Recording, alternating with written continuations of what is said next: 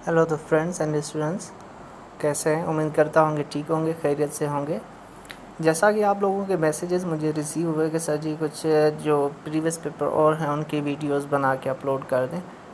आप लोगों ने सारे ही सेक्शन की कही थी वीडियोस, लेकिन मैं जो है पर्टिकुलर वीडियोस बनाने लगा हूँ फ़िज़िक्स की। ठीक है जी।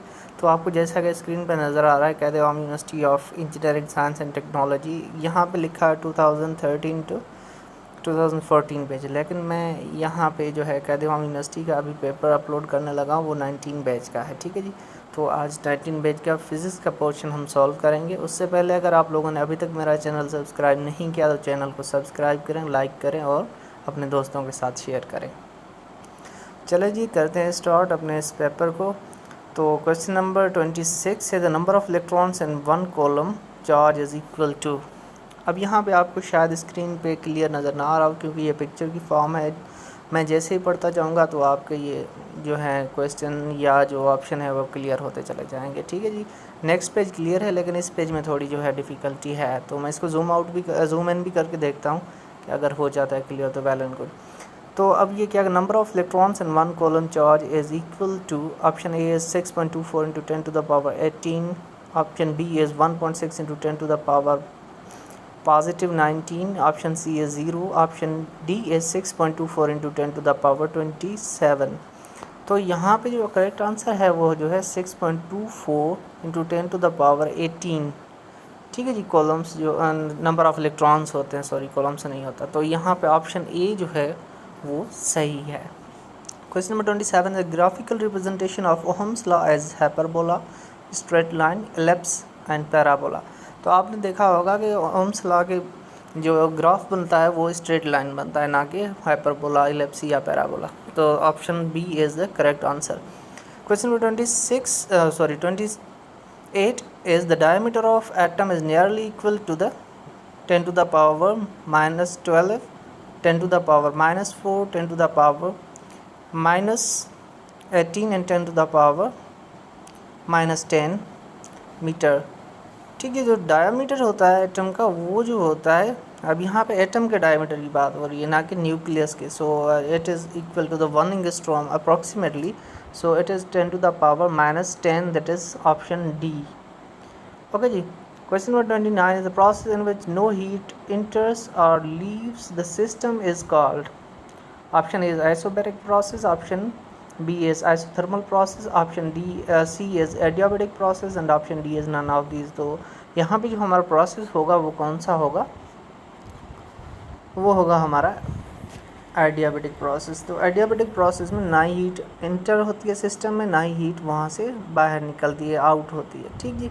Question number 30 is the frequency modulation or FM transmission frequency ranges from, option A is 540 hertz to 1600 hertz, option B is 88 hertz to 1087 hertz, option C is 540 kilo hertz to the 1600 kilo hertz, option D is 88 megahertz to 108 या 108 megahertz. तो जो FM की transmission होती है वो megahertz में होती है, वो 88 मेगाहर्ट्ज से लेके जो है हमारी 108 मेगाहर्ट्ज तक होती है।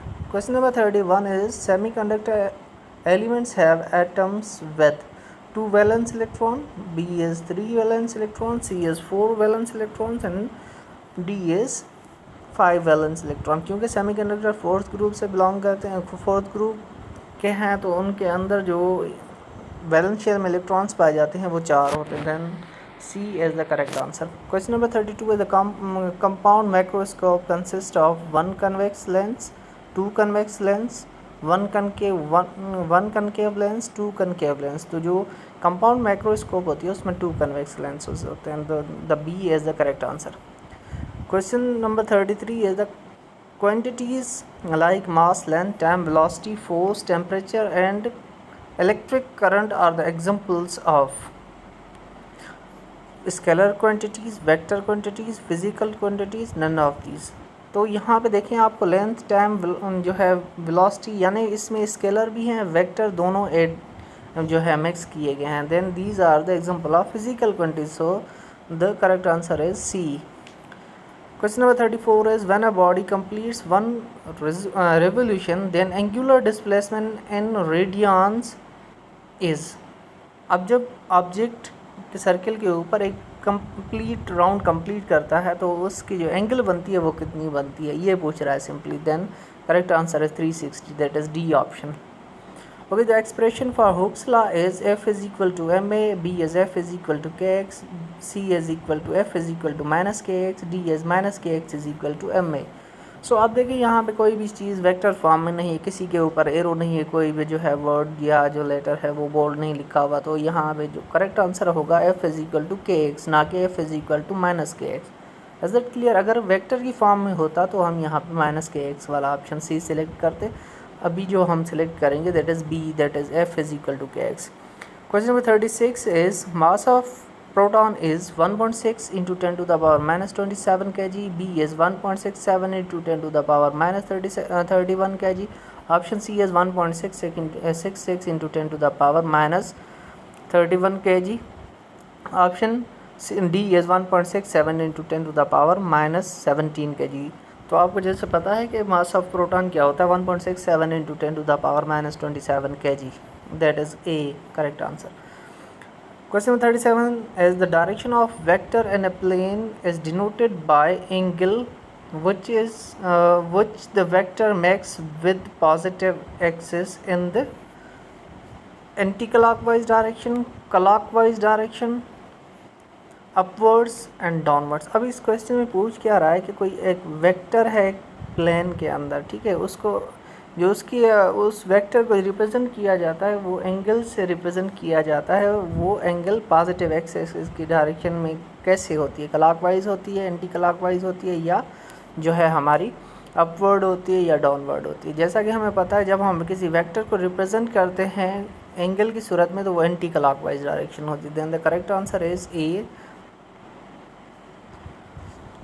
Question number 38 is what is the current in 2 into 10 to the power 6 ohm resistor having potential difference of 2 into 10 to the power. अब आगे जो है यहाँ पे ये मिसिंग है चीज़, तो यहाँ पे मेरे ख्याल में ये जो होगा 2 into 10 to the power 12 होगा. तो अब इसका जो करेक्ट आंसर आ जाएगा, देखें अब करंट की बात कर रहा है तो पोटेंशियल देखें V is equal to I R के इक्वल होता है. ठीक जी.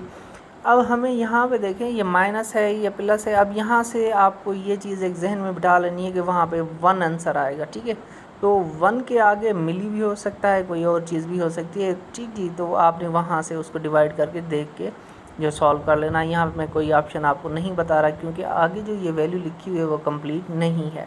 Is that clear? Question number 39 is an alternating current is converted into direct current by a dynamo, rectifier, transformer, motor. अब जो एसी करंट को डीसी में कैसे कन्वर्ट करते हैं, डायोड की मदद से. अब डायोड क्या होता है, एक rectifier. Answer is B, that is rectifier. The SI unit of torque is, अब जो टॉर्क का एसआई यूनिट क्या है, अब टॉर्क का फार्मूला आप लोगों को याद होगा, torque is equal to F into R या एफ इंटू डी. तो अब F क्या है, फोर्स है, D क्या है, डिस्प्लेसमेंट है, तो उसका ऐसा यूनिट क्या आ जाएगा, newton metre, that is D. The direction of acceleration is same as that of. अब जो डायरेक्शन होती है वो एक्सेलरेशन की सेम होती है किसके साथ, यानी किसके पैरेलल होती है. जिस डायरेक्शन में दूसरी क्वांटिटी होगी जो यहाँ पे आपको सिलेक्ट करनी है उसी डायरेक्शन में एक्सेलरेशन की क्वांटिटी होगी. स्पीड के साथ सेम नहीं हो सकती. ठीक है, वेलोसिटी के साथ भी सेम नहीं होती. जिस डायरेक्शन में चेंज होता है वेलोसिटी का उसी डायरेक्शन में एक्सेलरेशन होती है. ठीक है, then C is force, D is none of this. अब जिस डायरेक्शन में हम फोर्स लगाते हैं उसी डायरेक्शन में हमारी वेलोसिटी एक्सेलरेशन होती है. Is that clear? Then C is the correct answer. Question number 42 is a wire carrying 5 metre wire carrying current of 2 ampere to the right angle to uniform magnetic field of dash. ठीक, the force on the wire. अब यहाँ पे देखिए ये भी कटा हुआ है तो इस वजह से मैं आपको सिर्फ फार्मूला बता देता हूँ तो इसका क्या करेक्ट आंसर आएगा. अब यहाँ पे क्योंकि मैग्नेटिक फील्ड की वैल्यूज़ जो है शो नहीं हो रही तो आपको कौन सा फार्मूला लगाना है, BIL साइन थीटा. तो यहाँ पे राइट एंगल बता रहा है तो साइन थीटा 90 के इक्वल वो 1 के इक्वल आ जाएगा. यहाँ पे आ जाएगा 10 अब मेरे ख्याल में ये जो है 0.5 वेबर पर मीटर स्क्वायर है या टेस्ला है, तो the correct answer is 5 newton, that is A. Okay, third equation of motion can be written as, या third equation of motion is V F is equal to V I plus A T B S, V F square is equal to V F square minus V I square is equal to 2as, C is equal to V I T plus 0.5 A T square, और D as equal D S V F square is equal to V I square plus 2as। अब जो हमारे पास third equation of motion होती है वो किस चीज़ के इक्वल आती है? आप लोगों ने देखा हो 2s is equal to V F square minus V I square, then the B is the correct answer. Okay, question number 44, kilowatt hour is the unit of mechanical energy, potential energy, electrical energy and or the kinetic energy है। वो electrical energy का unit है जो वापडा वाले use करते हैं, या जो है हम बिजली के यूनिट को देखते हैं उसको उसमें यूज़ करते हैं, तो ये जो है आंसर है C, electrical energy. Question number 45 is sound as an example of longitudinal wave, transfer waves, B C as both A and B, D as none of as you know sound as a longitudinal wave. Okay जी, question number 46, light which has component all direction is called unpolarized light, polarized light, intense light, D is none of these। तो आज जो हर direction में light के raise या जो है component हों तो उस लाइट को क्या कहते हैं? अनपोलराइज्ड लाइट कहते हैं। Question number 47, galvanometer is the device which is the detection of E voltage, current, B C is temperature, D is pressure. तो अब जो गैल्वानोमीटर होता है वो किस चीज़ के लिए यूज़ होता है? वो मोस्टली करंट को मेजर करने, उस एनएनओ के बीच में जो होता है करंट, उसको मालूम करने के लिए यूज़ किया जाता है। Question 48, and the modulation process the frequency waves are known as. अब जो फ्रीक्वेंसी वेव्स होती है, हाई फ्रीक्वेंसी वेव्स होती है, उन्हें हम क्या कहते हैं? Modulation signal, B is modulated waves, C is carrier waves, D is none of these। जो अब हाई फ्रीक्वेंसी वेव्स होती हैं उन्हें हम क्या कहते हैं? कैरियर वेव्स कहते हैं। 49 is a diode characteristic curve is plotted between। अब जो डायोड कैरेक्टरिस्टिक कर्व होती है वो किस चीज़ के बीच में जो है हम बनाते हैं? A is current and time, B is voltage and time, C is voltage and current, D is forward voltage and reverse voltage. अब जो डायोड कैरेक्टरिस्टिक कर्व होती है वो वोल्टेज और करंट के बीच में होती है। ठीक जी। Question number 50 and last question, the special theory of relativity is based on 1 postulate, 2 postulate, 3 postulates and 4 postulates। अब जो स्पेशल थ्योरी ऑफ रिलेटिविटी है उसमें सिर्फ 2 postulates होते हैं। एक कौन सा होता है? एक होता है कि भाई न्यूटन्स के laws inertial frame of reference में हर जगह पे एप्लीकेबल होते हैं, और जो स्पीड ऑफ लाइट है वो एयर में जो है 3 × 10⁸ मीटर्स पर सेकंड है। उम्मीद करता हूँ ये लेक्चर आपको समझ में आया होगा।